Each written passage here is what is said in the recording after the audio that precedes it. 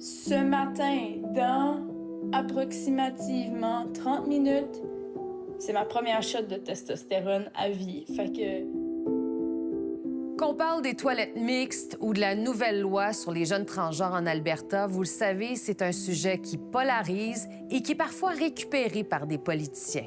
Alors cette semaine, on vous propose de parler de la transition sous l'angle médical, d'en parler calmement et surtout avec les vraies personnes concernées, des adolescents transgenres et leurs parents.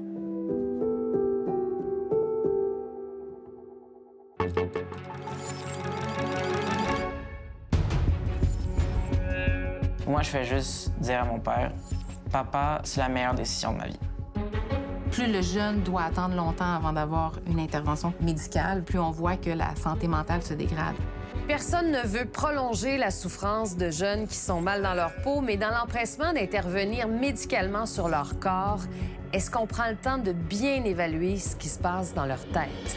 Vous avez dit, vous allez voir, quand elle va commencer les hormones, là, elle va devenir joyeuse, ça va la libérer. Mais ça n'a pas fait ça, pas en tout. Quand on transitionne, il y a beaucoup de monde qui nous accueille. Il y a personne qui nous remet en question en tant que tel. Ici Marie-Maude Denis, bienvenue à Enquête.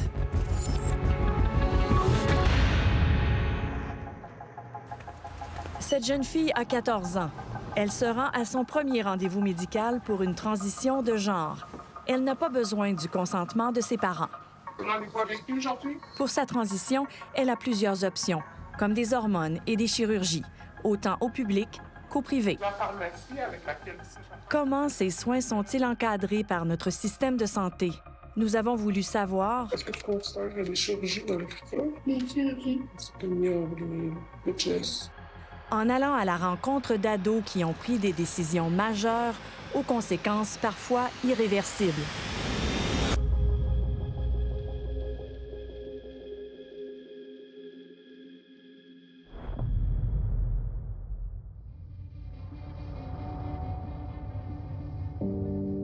En revenant d'une vacance de Noël de chez son père, je l'ai trouvée enfermée dans une armoire avec... elle s'était automutilée.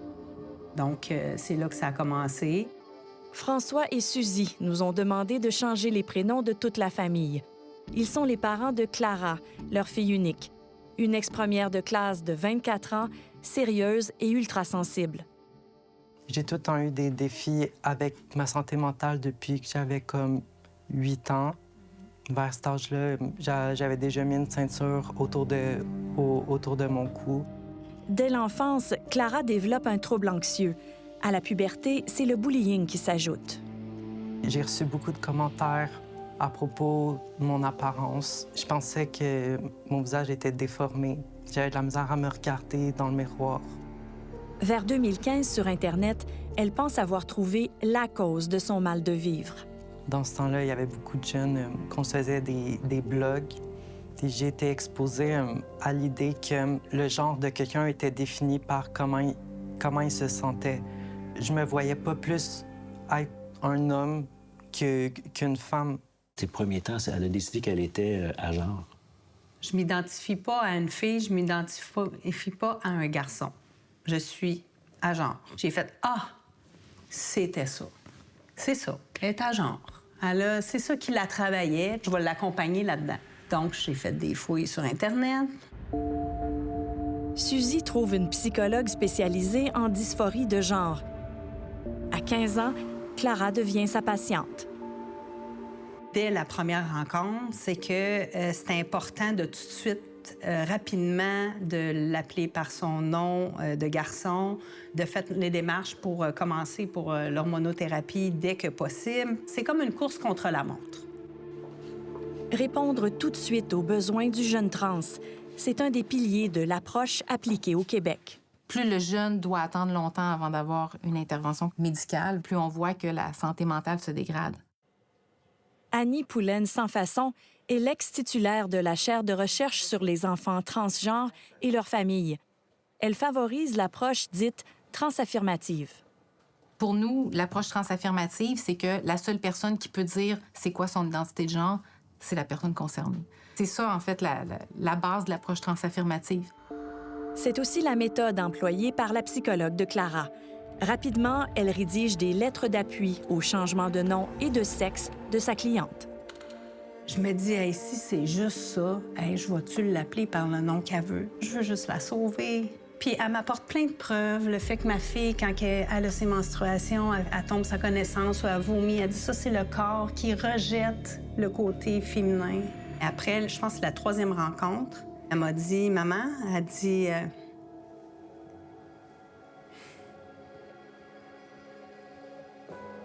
Finalement, je suis un garçon trans. Parce que je préfère être un garçon efféminé qu'une femme butch. Mais tout n'est pas si simple. Clara est instable, impulsive et hypersensible. Plusieurs professionnels détectent des traits TPL, le trouble de la personnalité limite.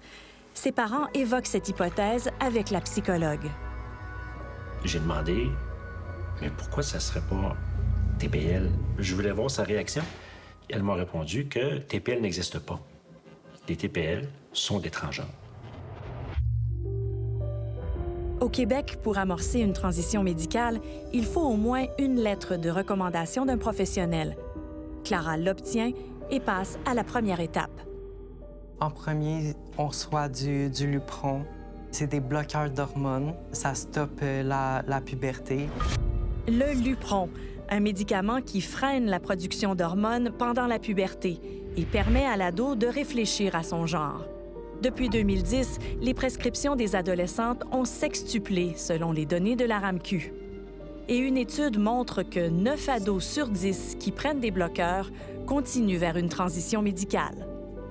Ça a arrêté mes menstruations immédiatement. Clara passe à la prochaine phase, la testostérone. Elle a 15 ans et au Québec, il n'y a pas d'âge minimum pour en recevoir. En 2013, 10 jeunes filles de 14 à 17 ans ont reçu des prescriptions de testostérone. En 2023, elles étaient 97. J'ai commencé à avoir plus de pilosité. Puis aussi, ma voix est devenue plus grave. Encore là, j'aimais pas plus ce que je voyais qu'avant. Elle nous avait dit, vous allez voir, quand elle va commencer les hormones, là, elle va devenir joyeuse, ça va la libérer. Mais ça n'a pas fait ça. Pas en tout.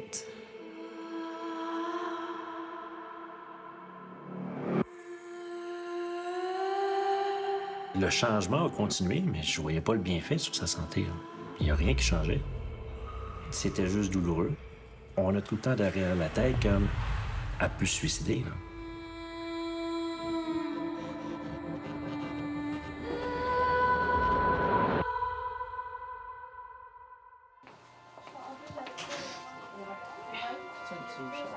Alors, qu'est-ce qu'on fait, là? Oui, j'aimerais ça qu'on coupe pas dans le cours, mais j'aimerais ça que tu me gardes les petites mèches en avant. OK, super. Jane s'est toujours considérée plus masculine que la moyenne, un genre de tomboy aux cheveux longs. Et puis, à 14 ans... J'étais en train de regarder un live stream. Ça disait genre, je viens de faire un coming out en tant que personne transgenre à mes parents, ils sont fiers de moi. J'ai fait, c'est quoi ça, être transgenre? Et quand j'ai vu la définition, j'ai fait genre, oh, OK, ça a l'air vraiment de quelque chose qui me rejoint. C'était au printemps 2020. Et à l'été, un événement viendra confirmer son choix. J'ai vécu une agression sexuelle. Et d'après moi, c'est ça qui a fait pencher la balance parce que je me disais justement, si j'avais été un gars, ça ne serait pas passé. En plus, j'avais un dégoût, dans un sens, d'être une femme à cause de cet événement-là. Jane sait maintenant ce qu'elle veut, de la testostérone. Son médecin de famille la réfère en clinique spécialisée. Elle aboutit à Meraki, la clinique de genre affiliée à l'Université McGill. Après Sainte-Justine, c'est la plus importante au Québec. La jeune fille passe directement au bureau de l'endocrinologue. C'est la médecin spécialiste des hormones. Mais Jane, qui t'a évalué pour savoir si tu vivais vraiment une dysphorie de genre? Pas en tant que tel. Peut-être mon endocrinologue avec ses questions, mais c'est le plus que j'ai eu. Ce matin, dans approximativement 30 minutes. C'est ma première shot de testostérone. Jane obtient sa prescription en avril 2022, après 2 consultations. Elle a 16 ans. 1 mois sur la testostérone. 2 mois sur la testostérone. 3 mois sur la testostérone. 9 mois sur la testostérone. 10 mois sur la testo. Je me faisais dire, waouh, t'es courageuse de faire ça comme ça et c'est pas tout le monde qui pourrait faire ça. Je suis vraiment content de tous les changements que je vois.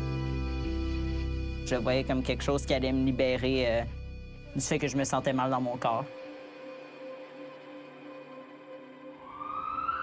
Après 4 mois de testostérone et plusieurs tentatives de suicide, Clara est internée à l'hôpital Rivière-des-Prairies. Ses parents veulent savoir, leur fille a-t-elle ou non un trouble de la personnalité limite? Quand j'ai dit que la clinique nous avait dit que les TPL n'existent pas et qu'ils sont transgenres, les médecins en place et psychologues ont sauté, puis ça a été un « quoi? » Qu'est-ce qu'elle a dit? Puis là, il a dit, voyons, l'hôpital est rempli de TPL. L'hôpital remet en question le diagnostic de dysphorie de genre. Leur psychologue recommande une thérapie et fait cesser les injections de testostérone. Mais à sa sortie de l'hôpital, Clara recommence à s'injecter et elle retourne directement chez sa psychologue. Les séances, à chaque fois que ça finit, je dis de quoi vous avez parlé, bien que j'avais le droit légalement de demander d'aller dans les toilettes pour hommes. Je dis OK, mais avez-vous parlé d'autre chose? As-tu fait une thérapie? C'était jamais à propos d'une thérapie. J'ai dit ça va faire. Là. Je dis on parle juste de ça. Je vous paye pas pour lui la renseigner au niveau des points légaux, puis qu'est-ce qu'elle peut faire, puis qu'est-ce qu'elle peut militer. Moi, je voulais qu'elle vous voie pour que vous puissiez l'aider. Puis ça a été la dernière rencontre parce que là, clairement, elle l'aidait pas. De son côté, Jane veut passer à la prochaine étape, la mastectomie. C'est sûr, le fait que je voyais les autres gars autour de moi qui étaient en chest sur le bord des piscines, j'étais comme, je me sens gars à moitié. Je sens que c'est pas authentique. 1 an et demi après sa première dose, Jane se fait enlever les 2 seins dans une clinique privée. C'était en août dernier, elle venait d'avoir 18 ans. Clara, elle, en avait 17.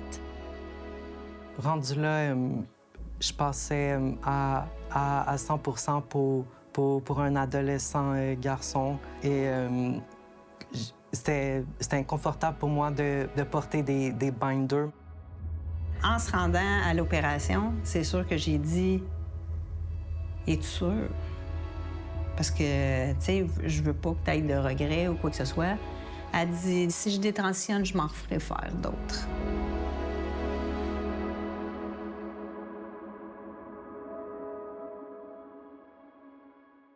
Après la pause, des parents se demandent s'ils peuvent intervenir. Je suis convaincu que si j'avais pas posé les questions que j'ai posées, qu'elle aurait eu très rapidement les bloqueurs d'hormones. J'ai absolument aucun doute. Ce serait si simple s'il y avait un consensus scientifique sur la marche à suivre précise quand un adolescent exprime le souhait d'amorcer une transition vers l'autre sexe. Mais vous allez voir que même parmi les experts, le débat est brûlant.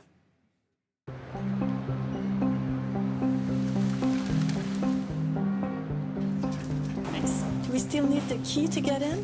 It's been opened? It's open. Okay. L'équipe d'enquête est à New York pour assister furtivement à une conférence scientifique. Ils viennent de partout pour échanger sur leur champ d'expertise, les adolescents transgenres. Ce sont des professionnels de la santé et ils doivent rester discrets. Parce qu'en Amérique, leurs idées sont controversées et parfois, ça leur vaut des menaces. On m'a menacé d'agression, d'effacement, de censure, de mort. On vous a menacé de mort? Oui. L'ironie ici, c'est que cette psychologue renommée est elle-même transgenre. Des ados trans, elle en a évalué des centaines. Il y a trop de professionnels qui acceptent que les jeunes fassent leur propre diagnostic en matière de genre. On ne peut pas remettre une lettre d'appui à un jeune pour des hormones en une seule session. Elle n'est pas la seule à le penser.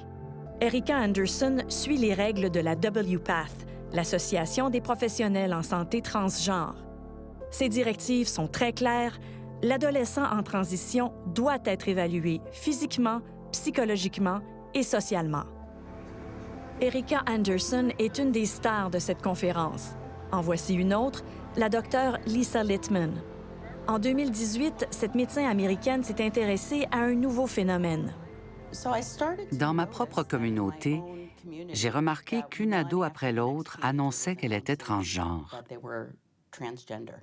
Il y en a eu une troisième, une quatrième, une cinquième, une sixième et ensuite une septième. Et je me suis dit, ah, c'est intéressant. Son étude cerne un concept inédit, la dysphorie de genre à déclenchement rapide. Des ados dont le malaise se déclare soudainement, sans signe précurseur durant l'enfance, et qui s'influencent entre eux et dans les réseaux sociaux. Littman appuie ses travaux sur des centaines d'entrevues avec des parents d'ados transgenres. Pour des chercheurs comme Annie Poulaine-Sans-Façon, ça les rend invalides. L'idée du rapid onset, là, la théorie était basée en parlant des parents. Moi, je vous dis que les parents, ils savent pas ce qui se passe dans la tête de leur enfant. Puis quand on parle aux enfants, on sait qu'il y en a qui le savent depuis qu'ils sont jeunes, mais qui n'ont jamais pu le vivre. Je pense que ça a été mal accueilli, surtout parce que mes résultats invitent à la prudence. Il faut être plus rigoureux en évaluant ces nouveaux cas. On ne peut pas les traiter comme les transgenres d'avant.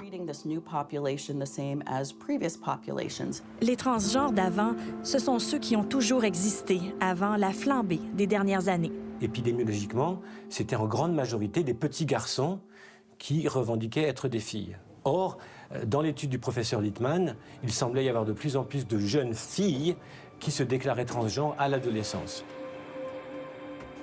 Ce changement radical remet en question le modèle d'intervention le plus populaire depuis 30 ans, le protocole hollandais. Qu'est-ce que c'est le protocole hollandais? Et ça a été comme un pari, une tentative de se dire, en écoutant l'expérience de personnes adultes qui rapportaient avoir beaucoup souffert à l'enfance et à l'adolescence, de se dire on pourrait peut-être prévenir cette souffrance en intervenant en amont, en intervenant avant. L'idée, c'était d'agir et de prescrire rapidement pour soulager les ados qui ont l'impression de vivre dans le mauvais corps depuis qu'ils sont tout petits. En Suède, c'est ce qu'on a mis en place. Ça tombait sous le sens au début. On ne parlait que de 4 ou 5 jeunes par année en Suède, donc c'était très raisonnable. Mais ensuite, les cas se sont mis à augmenter dramatiquement. Partout dans le monde occidental, la clientèle adolescente augmente radicalement au début des années 2010, y compris en Finlande, où la psychiatre Rita Kerttu-Kaltiala dirige le premier programme de dysphorie de genre pour adolescents du pays.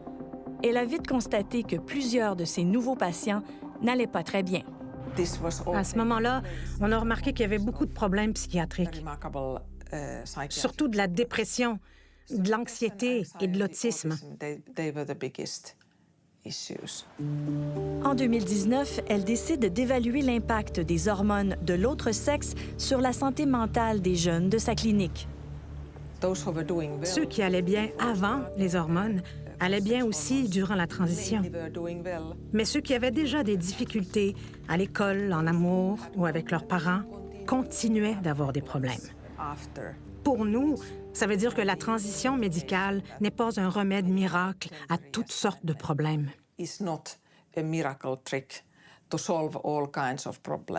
suis pas d'accord que ça règle rien. Il y a une étude randomisée qui a été publiée il y a pas longtemps qui démontre exactement le contraire. Ils ont vraiment vu une différence marquée entre ceux qui ont eu accès immédiatement versus ceux qui n'ont pas eu accès. Dans la bataille des études, difficile de se faire une tête.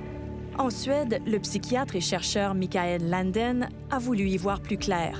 Son équipe a analysé 195 études différentes pour évaluer l'effet des hormones sur les adolescents trans. Ce qu'on a conclu, c'est qu'il n'y a pas de données probantes qui prouvent les bénéfices. Ou alors que ça diminue réellement les symptômes d'anxiété, de dépression ou les pensées suicidaires. Et ça veut dire que globalement, on ne peut pas recommander le traitement.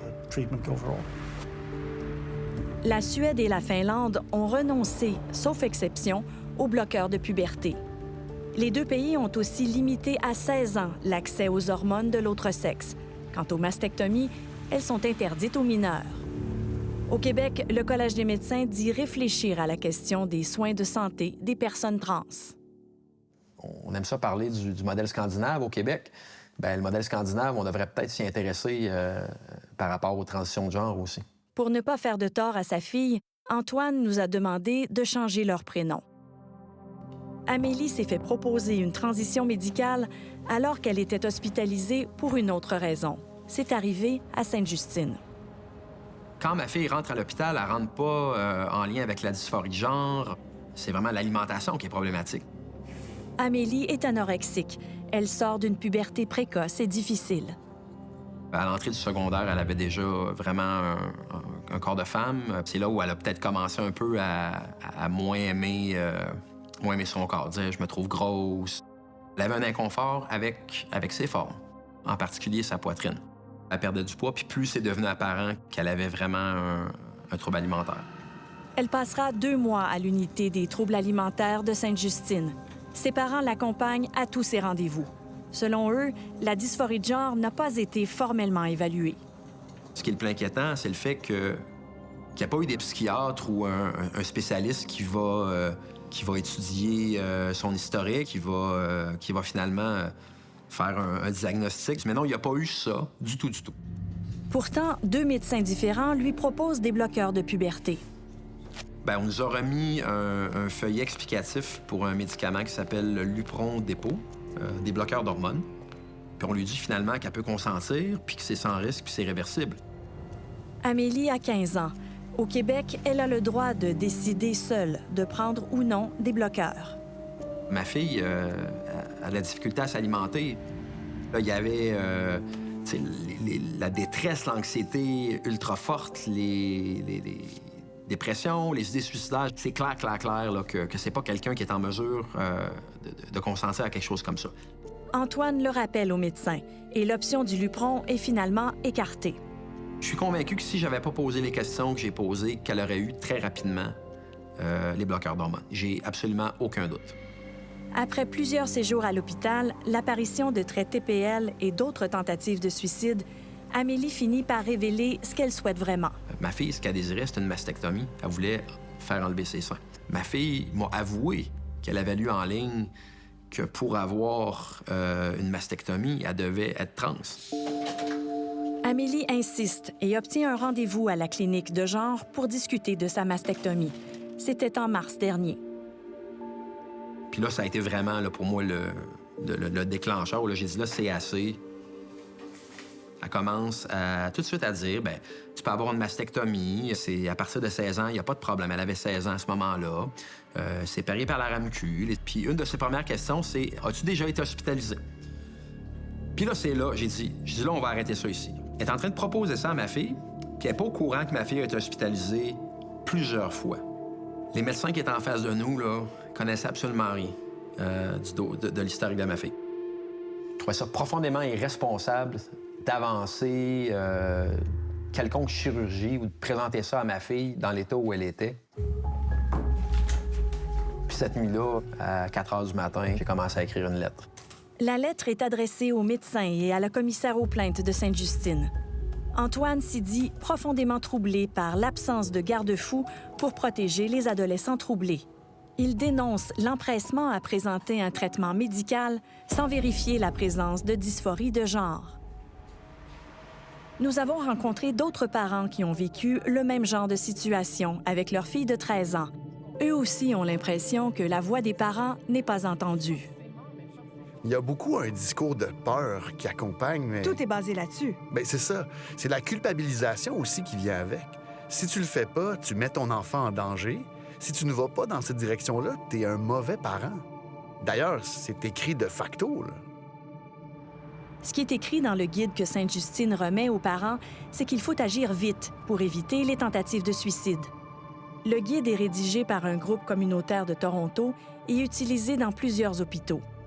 On y trouve aussi 7 statistiques, reprises par la chercheure Annie Poulin sans façon à Tout le monde en parle l'automne dernier. Le soutien parental, Ça va aider, en fait, à améliorer la santé mentale. Il y a une recherche qui avait montré qu'un soutien parental fort, ça diminue le taux de suicide par 93 %.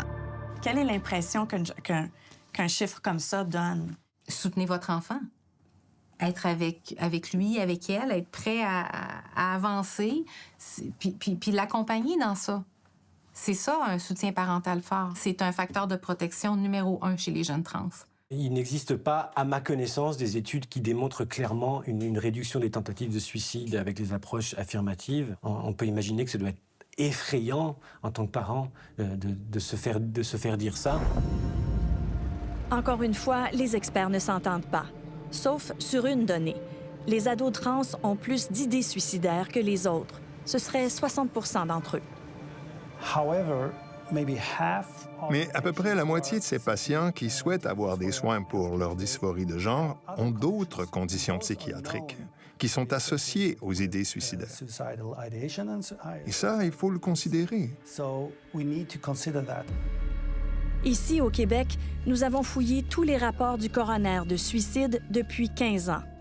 5 suicides d'adolescents avec une dysphorie de genre ont été rapportés.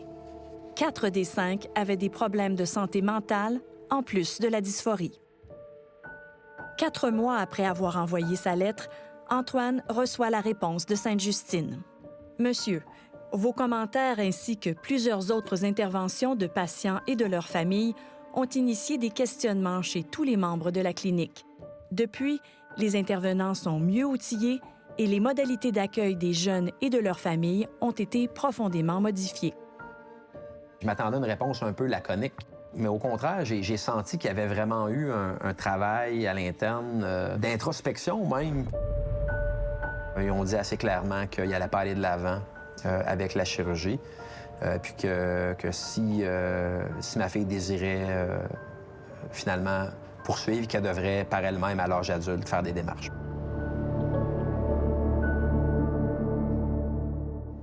Au retour, une chirurgie qui ne remplit pas ses promesses.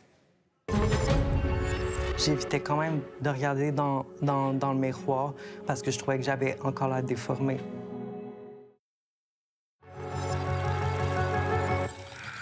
La transition médicale commence généralement par la prise de bloqueurs de puberté, viennent ensuite les hormones et puis le questionnement sur la chirurgie. Et ça, c'est une expérience qui est vécue de façon fort différente par les jeunes qui vont vous la raconter. Pour parler d'identité sexuelle, on reçoit Françoise Susset, qui est psychologue. Bonjour, Françoise. Bonjour. Si la cause de la défense des droits des jeunes trans a une porte-étendard au Québec, c'est Françoise Susset. Pour qu'on puisse aussi contrer le harcèlement, la violence auquel ces enfants et ces ados peuvent être soumis. Madame Susset se décrit comme une psychologue engagée. Il y a beaucoup d'informations fausses qui circulent et des informations fausses qui vont alarmer les familles, qui vont alarmer les parents. Elle travaille à la clinique Miraki et offre plusieurs formations sur la clientèle trans. Ça arrive tellement fréquemment que je reçois des adolescents dans mon bureau, adolescentes, et qui arrivent avec un dossier psychiatrique, mais de 5 cm de haut. Tous les diagnostics ont été lancés dans ce dossier, tous, sauf dysphorie de genre. Elle aborde entre autres les problèmes de santé mentale souvent diagnostiqués chez les jeunes trans. On va parler du trouble de personnalité limite. Pourquoi? Parce que c'est le diagnostic le plus souvent confondu avec la dysphorie de genre. Et c'est un diagnostic qui est vraiment apposé de façon exagérée chez les personnes trans et non-binaires. Cette formation de 4 heures est offerte à ses confrères de l'Ordre des psychologues du Québec. J'ai jamais vu un traitement aussi dramatique que la testostérone ou l'estrogène pour une personne trans. Il n'y a aucun antidépresseur qui agit de façon aussi efficace. Ça prend du temps. Les bloqueurs ou les hormones, ça prend beaucoup de temps. C'est un effet lent qui va faire que je vais me sentir mieux dans ma vie. Ça me permet d'être mieux dans ma peau. Elios a débuté sa transition à l'âge de 15 ans. Il avait passé son enfance à douter de sa santé mentale et de son genre. À ma deuxième rencontre, Ma psy me dit « Écoute, Elias, je pense que tu le sais déjà, mais je vais te donner un diagnostic de dysphorie de genre. » Ce qui est arrivé, c'est que j'ai fait des tentatives de suicide qui m'ont amené aux urgences. Et dans la même année, j'ai commencé les bloqueurs d'hormones et la testostérone. La testostérone est un soulagement, mais ce n'est pas suffisant. Oui, je vais mieux, mais je vais pas bien. C'est parce qu'il y a une autre solution qui s'applique. Cette solution, c'est la double mastectomie, à 16 ans. Fait que j'arrive à la clinique, je suis super stressé, je suis nerveux. Je veux pas ne pas le faire. J'ai juste peur de ce qui pourrait arriver. Pas d'hésitation? Aucune hésitation. Clara n'a pas hésité non plus. À 17 ans, elle subit une double mastectomie après 2 ans et demi de testostérone. Je dirais que quasiment le lendemain ou le surlendemain, j'ai vu qu'elle avait fait une gaffe. Je l'ai ressenti dans son énergie. Je pensais honnêtement que ça paraissait encore, que j'avais une poitrine de femme. J'évitais quand même de regarder dans le miroir parce que je trouvais que j'avais encore la déformée. Début septembre, je crois, elle est partie à pleurer. Puis elle arrêtait plus, là. Elle pleurait. Puis là, j'ai dit, tu veux-tu me dire qu'est-ce qui se passe? Puis elle était pas capable, elle pleurait trop. Puis là, j'ai dit, ça se peut-tu que tu veuilles détransitionner? Elle a dit oui. Elle a dit, j'ai déjà arrêté pas mal la testo, là, puis tout ça. À 20 ans, Clara se procure une perruque et des implants mammaires. Et elle apprend à redevenir une femme. Ça s'est fait naturellement en passant du temps avec d'autres filles. C'était de refaire ma socialisation. Mais c'est sûr que j'avais un retard, vu que j'avais pas passé à travers les étapes importantes dans l'adolescence d'une femme. Comme Clara, Jane s'est rendue compte qu'elle s'était trompée. Les regrets, ils sont arrivés, je veux dire, une semaine après, peut-être. C'est vraiment quand j'ai commencé à voir le résultat, que les drains étaient enlevés et que je voyais comme... J'avais juste mes bandages et je regardais et je voyais que c'était plat, là. C'était pour de vrai. C'était en octobre dernier. 2 mois après ma chirurgie, je décide de leur écrire pour dire « ça va plus, je décide de détransitionner. Je veux parler à ma chirurgienne le plus rapidement possible, question de voir est-ce que ça se reconstruit, est-ce que je suis pris avec ça le reste de ma vie ou il y a quelque chose que je peux faire. » Et la première réponse que j'ai eue, c'était avant d'envisager une reconstruction mammaire, ils m'ont dit que je devais attendre 2 à 3 ans et qu'il fallait que j'aille un suivi psychologique pendant plus d'1 an.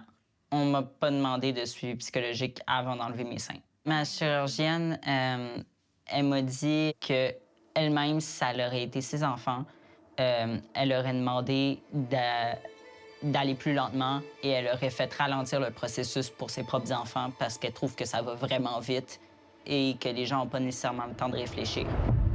Avant 2017, aucune jeune fille mineure ne subissait de mastectomie au Québec. En 2023, il y en a eu 18. Jane vit bien avec les conséquences de la testostérone. C'est sûr que la voix, je remarque qu'elle est plus grave et il y a beaucoup de gens qui me le font remarquer, mais encore là, je peux faire des cours de voix pour qu'elle devienne plus aiguë. Et moins bien avec celle de la mastectomie. Si j'avais pu au moins éviter la chirurgie avant, j'y ai pensé fort à ça. Là. J'étais dans mon lit en train de me rouler là, et j'étais comme « Ah, si seulement je pouvais retourner dans le passé juste à... » Pas longtemps, là, juste avant la chirurgie, là, en train de rentrer dans le centre de chirurgie, que je me dis à moi-même « Hey, fais pas ça, tu vas le regretter. » Parmi le tout petit nombre de gens qui pourraient avoir une détransition, il y en a très peu à l'intérieur de ce groupe-là qui ont des regrets. Évidemment, les gens qui regrettent parfois font beaucoup de bruit, n'est-ce pas? On ne sait pas combien de personnes trans ont repris leur identité d'origine, mais selon la psychologue, les détransitionneurs ne devraient pas faire oublier l'expérience positive de la majorité. Alors, qu'est-ce qu'on fait? On va pénaliser les 99,07% des gens, pour le petit pourcentage, l'infime pourcentage de gens qui vont possiblement avoir des regrets par rapport à certaines dimensions de leur transition. Madame Susset a décliné notre demande d'entrevue. Dans une lettre, elle précise que nous n'avons aucun moyen fiable de distinguer les personnes qui pourraient détransitionner de la grande majorité pour qui la démarche soulagera une importante souffrance. Puis oui, il y en a qui le regrettent, puis je suis vraiment désolée pour ces jeunes qui le regrettent. Il faut essayer de trouver les meilleures façons de les accompagner, mais moi, je pense que tout se passe en amont. Puis si on peut faire ça, on va aller bien plus loin. C'est facile de blâmer la première personne autour de nous, hein? Ça a été difficile pour moi de donner une entrevue à visage découvert parce que j'avais peur d'être jugée ou que le monde pense que j'ai amené ça sur moi-même.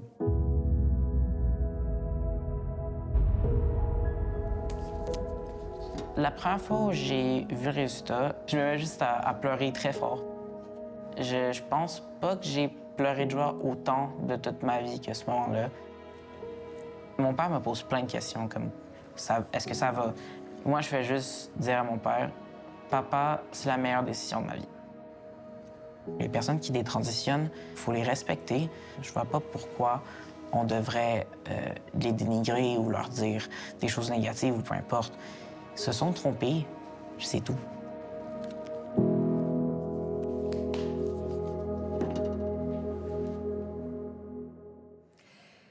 En combien de temps une adolescente de 14 ans peut-elle obtenir de la testostérone au Québec? La réponse après la pause. Vous allez être surpris. Est-ce que la fertilité, je comprends que c'est loin de toi à 14 ans, mais la fertilité, c'est quelque chose que tu veux conserver avant de commencer? Non. J'ai toujours su que je voulais pas d'enfant, là, non. Comme on l'a vu avec Elios, de nombreux jeunes sont heureux d'avoir fait une transition médicale pour affirmer leur genre. Pour obtenir une prescription d'hormones, de jeunes trans et leurs familles nous ont décrit un processus de quelques séances avec un médecin ou un psychologue dans le réseau public. Mais au privé, voyez à quelle vitesse on peut obtenir cette fameuse ordonnance. Au Québec, le nombre de jeunes trans augmente et les listes d'attente des cliniques spécialisées s'allongent. 8 mois à Meraki, 1 an à Sainte-Justine. Rendez-vous avec qui aujourd'hui? Avec ma docteur. On va ouvrir votre dossier, ça vous arrive pas. J'ai quelques petites informations, mais il m'en manque un peu. Pour ceux qui ne veulent pas ou ne peuvent pas attendre, il y a une autre option, le privé.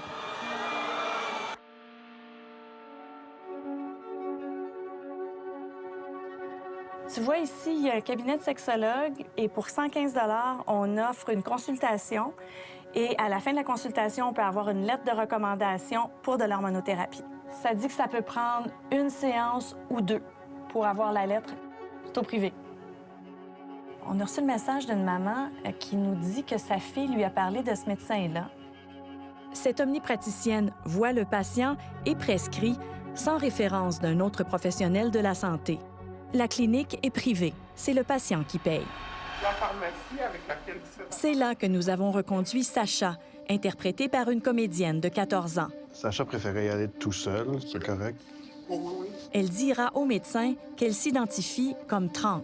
Voilà, je vous donne ça et un crayon ici. Vous pouvez passer à travers le document, initialer où vous devez, signer où vous devez et tout.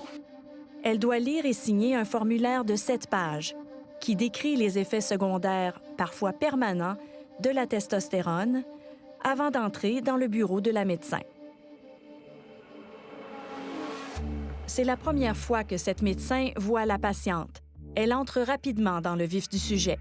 Est-ce que tu me dis un peu, dans le fond, depuis quand que tu n'étais pas dans ton corps? C'est comme l'enfance, c'est plus à la puberté?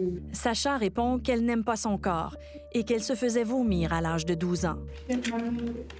Ma mère, elle m'a pognée. C'est qu'elle m'a amenée voir un psychologue. C'est là que eux, ils ont dit que j'avais des troubles alimentaires. Moi, je me disais que ça pouvait pas être des troubles alimentaires, ça faisait pas de sens en ma tête. Mais à 13 ans, je suis tombée sur une vidéo d'une personne trans, justement, qui parlait qu'elle avait des troubles alimentaires, mais qu'en fait, c'était parce qu'elle était comme pas dans le bon corps. Je me suis vraiment, à ce moment-là, reconnue dans la personne. La docteure lui demande ensuite si elle a l'appui de ses parents. Famille, là, ils ont compris un peu ce qui se passe. Ouais, est-ce qu'ils savent que tu es ici aujourd'hui? Oui. À 5 minutes de la consultation, elle aborde la question des chirurgies. Est-ce que tu considères des chirurgies dans le futur? Des chirurgies? Oui. Genre? La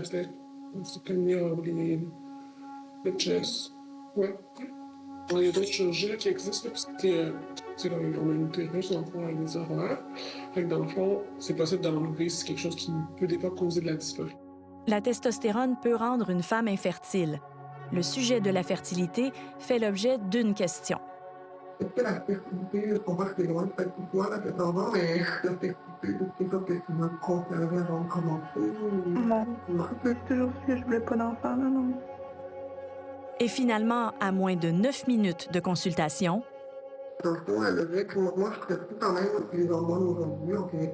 Parce que la logique, c'est que, dans le fond, il y a rien dans ton bilan qui m'en fait que t'en donnes des hormones, dans le fond. Je vais commencer à une dose, c'est pas une mini-dose, dans une intermédiaire entre adulte et... OK. Ouais, c'est bon. Non, merci. La consultation aura duré moins de 17 minutes. Les effets secondaires de la testostérone n'ont pas été abordés, ce qui peut sembler surprenant. Confrontée à ce fait, la médecin nous a répondu que une consultation médicale ne s'évalue pas en termes de durée, mais plutôt en termes de qualité de l'échange d'informations. Les transitions médicales ont lieu de plus en plus vite avec des ados de plus en plus jeunes. Ailleurs dans le monde, on en appelle à la prudence. Québec a nommé un comité des sages. Ici, le débat reste à faire. Dans le contexte de l'identité de genre, ce que demande et ce que dit le patient et ce que postule le patient est devenu inquestionnable. Et ça, c'est quelque chose qui pourrait entraîner une perte de confiance dans les institutions, une perte de confiance dans la médecine. La transition d'enfant ne peut pas être prise à la légère. Je peux pas croire de la tangente que ça l'a pris. Que la rapidité soit prônée dans tout ça. Qu'à 8 ans après, il n'y a toujours pas de démarche, même pas un consensus. Je trouve que quand on transitionne, il y a beaucoup de monde qui nous accueille, on veut que ça aille rapidement. Il n'y a personne qui nous remet en question en tant que tel. Tandis que quand on arrive pour détransitionner, je trouve qu'il y a beaucoup de remises en question. Tout à coup, on est moins dans la liste de priorités.